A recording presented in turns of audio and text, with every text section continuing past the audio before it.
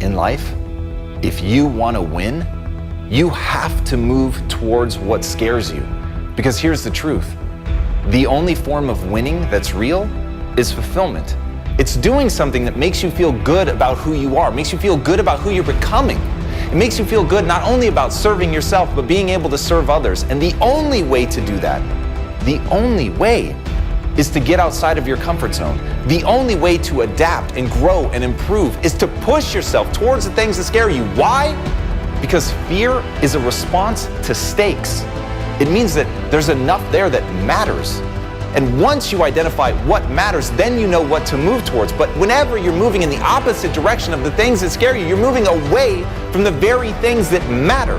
Your mind triggers because something is a potential for failure, something is putting you in danger, but the very thing that's putting you in danger is almost certainly emotional danger. And the things that carry emotional danger are the things that matter to you. And the things that matter to you are the things that matter most. And so to run in the opposite direction, to allow yourself to give into that, to allow yourself to see that there are stakes, that it matters, that it has meaning, and to move in the opposite direction is to literally state that you want to stay small. It's to literally say that you don't want to be successful. And once you get in that loop, then you begin to erode the thing that matters most, what you think about yourself. Because here's the reality, maybe nobody else notices. Maybe nobody else knows that you're running away from the things that scare you, but you'll know. And the one person that none of us can ever hide from is ourselves. And the only thing that really matters, going back to fulfillment, talking about the only way to win, is what we think about ourselves when we're by ourselves. And who's there in that moment? You. The one person that knows whether or not you move towards something when you're afraid. And I'm not saying don't be afraid. We're all afraid. I'm saying don't be crippled by fear. I'm saying let it be a guide. Let it move you in a direction.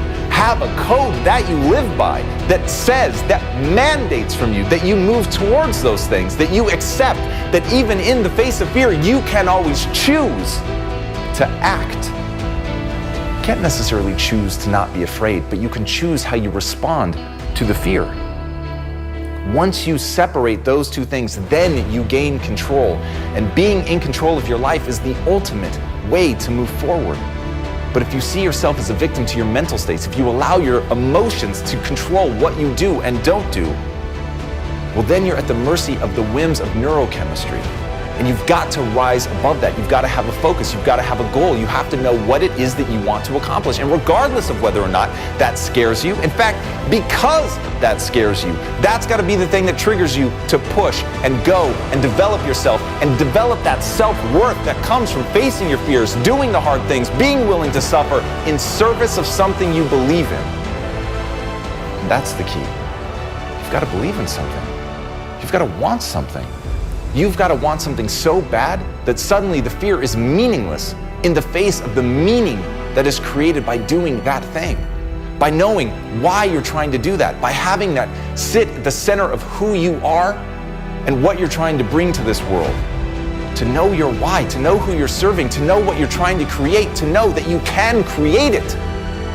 But you've got to be willing to push through the fear. So stop worrying about whether you're afraid and start worrying about whether what you're pursuing